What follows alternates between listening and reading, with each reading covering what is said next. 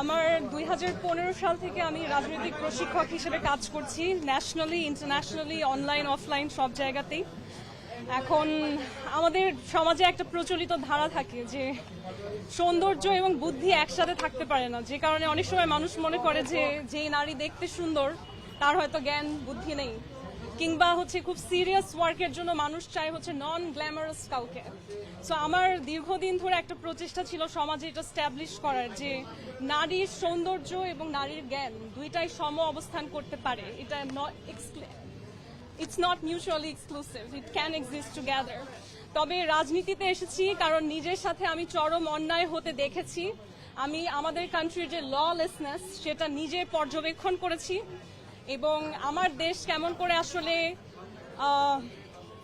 তৃতীয় শক্তির কাছে বা বাইরের কোনো শক্তির কাছে নতজানু হয়ে যায়। নিজের দেশের নাগরিকের অধিকার যে আগে দেখতে হয়, সেই জায়গায় আমার স্টেট সক্ষমভাবে দাঁড়ানোর মতন অবস্থানে এখনো আসেনি বৈশ্বিক জায়গায়।